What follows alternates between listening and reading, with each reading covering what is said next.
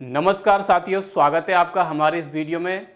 दोस्तों, आज हम चर्चा करने वाले हैं एक बहुत ही महत्वपूर्ण टॉपिक पर, जो है हमारी पृथ्वी की उत्पत्ति और विकास से संबंधित सिद्धांतों के बारे में। हमने बचपन से, जब हम बचपन में थे तो अक्सर सुना करते थे कि पृथ्वी जो है वो शेषनाग के फन पर टिकी हुई है। लेकिन जब हम बड़े हुए और हमने पढ़ना लिखना प्रारंभ किया, कुछ किताबें हमारे हाथ में आईं, तो हमने ब्रह्मांड की उत्पत्ति और पृथ्वी से संबंधित जो वैज्ञानिक तथ्य हैं उसके बारे में हम लोग थोड़े से जानकार बने। वही वैज्ञानिक तथ्यों पर आज हम चर्चा करेंगे।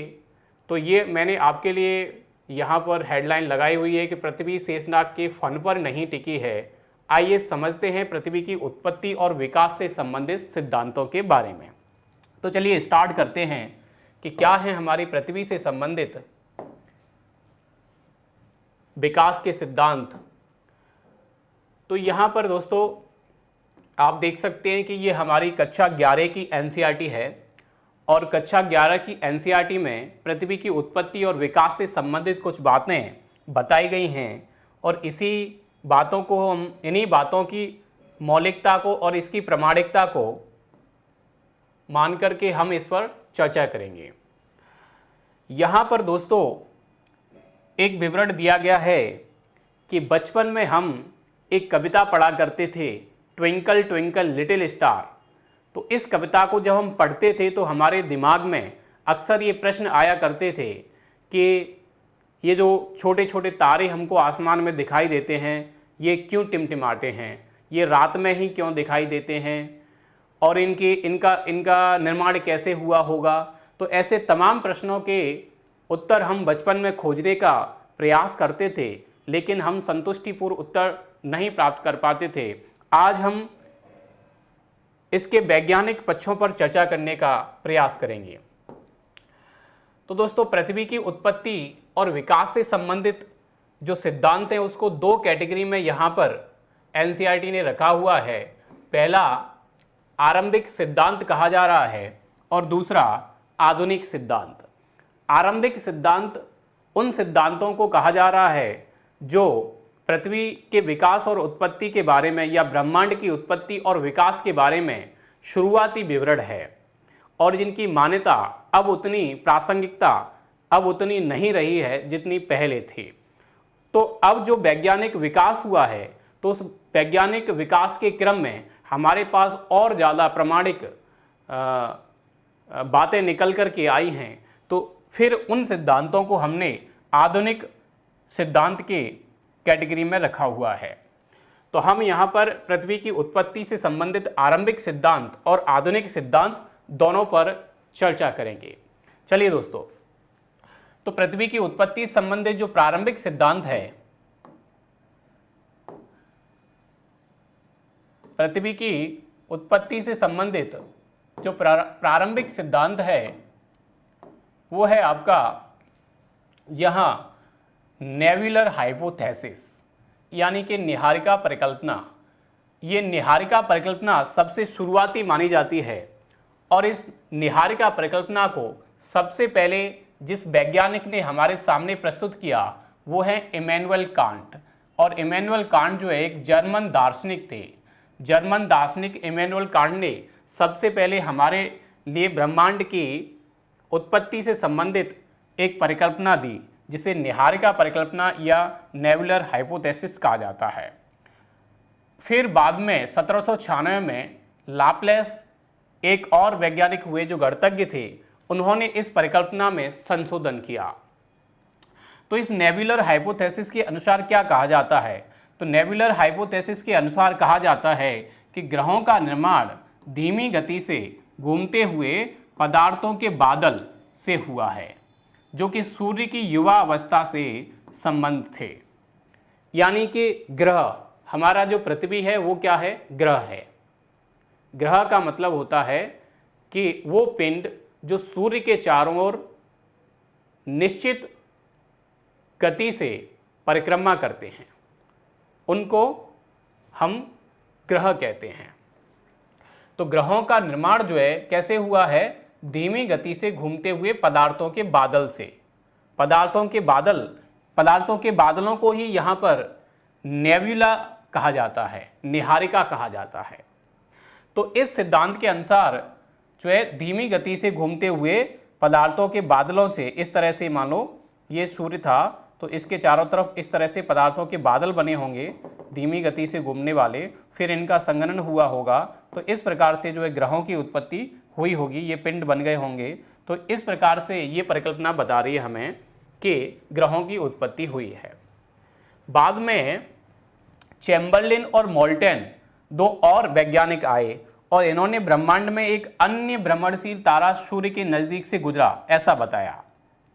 इन्होंने कहा कि सूर्य के पास से एक और तारा गुजरा और उस तारे के गुजरने के कारण क्या हुआ, उसका गुरुत्वाकर्षण ज़्यादा था, तो सूर्य की सतह से सिगार के आकार का कुछ पदार्थ निकलकर अलग हो गया और यह तारा जब सूर्य से दूर चला गया तो सूर्य सतह से बाहर निकला हुआ यह पदार्थ सूर्य के चारों तरफ घूमने लगा और धीरे धीरे संघनित होकर ग्रहों के रूप में परिवर्तित हो गया। यानी ये जो दूसरा सिद्धांत है जो कि चैम्बरलिन और मोल्टन का है, तो चैम्बरलिन और मोल्टन कह रहे हैं कि सूर्य के पास से क्या हुआ, एक और तारा गुजरा। ये मान लीजिए सूर्य है, इसके पास से एक और तारा ऐसे गुजरा, तो इसके गुरुत्वाकर्षण से सूर्य की सतह से पदार्थ अलग हो गया और ये पदार्थ अलग होकर के सूर्य के चारों ओर घूमने लगा। तो इस प्रकार से ये जो घूमने वाले पदार्थ थे ये ग्रह कहलाए, ऐसा कह रहे हैं चैम्बरलिन और मोल्टन। फिर बाद में एक और सिद्धांत आता है, द्वितारक सिद्धांत। यहां पर द्वितारक सिद्धांत आता है और ये जो है ये सिद्धांत भी क्या करता है, सूर्य के साथ एक और तारे होने की बात करता है। 1950 ईस्वी में ओटो शिमिट और जर्मनी के कार्ल वाइजास्कर ने निहारिका परिकल्पना जो हमने पहले बताई इमैनुअल कांट की, इसमें संशोधन किया। तो कार्ल वाइजास्कर और ओटो शिमिट इन्होंने नेबुलर हाइपोथेसिस में संशोधन किया और उनने अलग विचार रखा। उन्होंने कहा कि जो सूर्य है वो एक सौर निहारिका से घिरा हुआ था जो मुख्यतः किससे बनी थी, हाइड्रोजन, हीलियम और धूलिकणों की बनी थी। इन कणों के घर्षण और टकराने से एक चपटी तस्करी के आकृति के बादल का निर्माण हुआ और अविवर्ती प्रक्रम द्वारा ग्रहों का निर्माण हुआ। तो ये जो है नेबुलर हाइपोथेसिस के बारे में नया विचार प्रकट किया गया। तो यहां पर हमने ब्रह्मांड की उत्पत्ति से संबंधित 3 प्रारंभिक सिद्धांतों की चर्चा करी है। पहला नेबुलर हाइपोथेसिस, दूसरा चैम्बरलिन और मोल्टन का ग्रहाणु परिकल्पना और एक है द्वितारक सिद्धांत। अब आगे हम यहां पर जो सबसे महत्वपूर्ण सिद्धांत है पृथ्वी की उत्पत्ति से, वो है बिग बैंग सिद्धांत। बिग बैंग सिद्धांत है और ये आधुनिक सिद्धांत की कैटेगरी में माना जाता है। बिग बैंग सिद्धांत सबसे प्रामाणिक सिद्धांत है जो कि ज़्यादा गहरे तर्कों पर आधारित है। तो यहाँ ये सिद्धांत क्या कह रहा है, तो ये कह रहा है कि आधुनिक समय में ब्रह्मांड की उत्पत्ति संबंधी सर्वमान्य सिद्धांत बिग बैंग सिद्धांत है। इसे विस्तारित ब्रह्मांड परिकल्पना भी कहा जाता है। ये सामान्य बात इसके बारे में बताई गई है,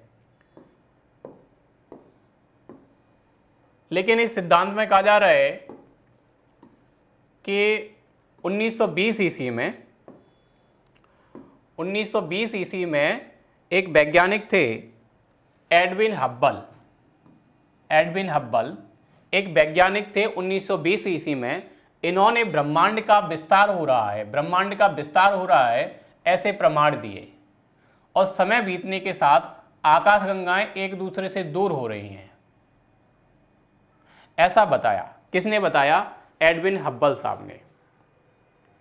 इन्होंने कहा कि ब्रह्मांड एक्सटेंड कर रहा है और इस एक्सटेंशन का पता कैसे चला, तो इन्होंने प्रमाण दिए कि जो आकाशगंगाएं हैं ना उनमें विस्तार हो रहा है। और विस्तार कैसे हो रहा है, तो इन्होंने एक गुब्बारे पर कुछ निशान लगा करके उदाहरण प्रस्तुत किया। वो इस तरह से इन्होंने उदाहरण प्रस्तुत करने का प्रयत्न करा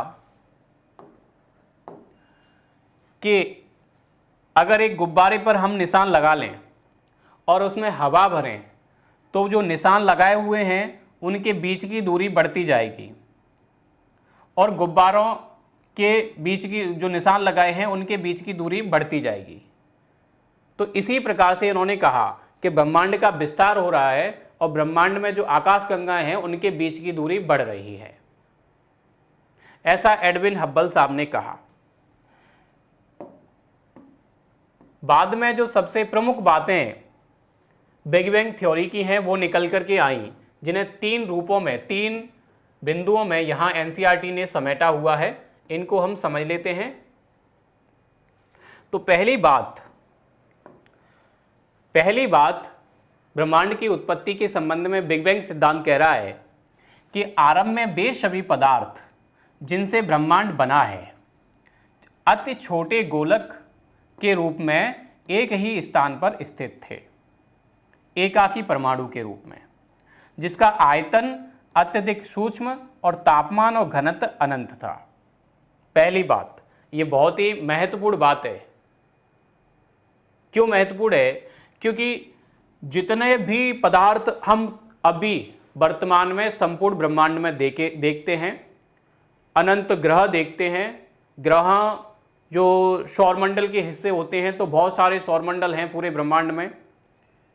सौरमंडल, सूर्य जो है, इस टाइप के कई सारे सूर्य हैं और इस तरह से कई जो सूर्य हैं इनको तारा कहते हैं। तो ये तारे मिलकर के आकाशगंगाओं का निर्माण करते हैं और ये आकाशगंगाओं की संख्या भी अनंत है। तो इस प्रकार से एक ये कह रहा है कि जितने भी सब जो ब्रह्मांड में पिंड हैं, पृथ्वी है, बाकी के ग्रह हैं और समस्त चीज़ें जो हैं वो एकाकी परमाणु के रूप में, अति छोटे गोलक के रूप में जिनसे ब्रह्मांड बना है, अति छोटे गोलक के रूप में थे, एक ही जगह थे, ऐसा कह रहा है। जिसका आयतन तो कम था, आयतन का मतलब है आकार तो कम था, लेकिन उसमें तापमान और घनत्व तो बहुत ऊंचा था।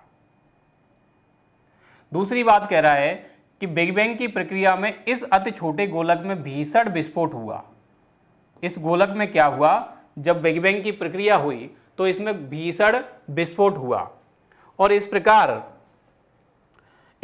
की विस्फोट, ये जो विस्फोट हुआ, इस विस्फोट से विस्तार हुआ।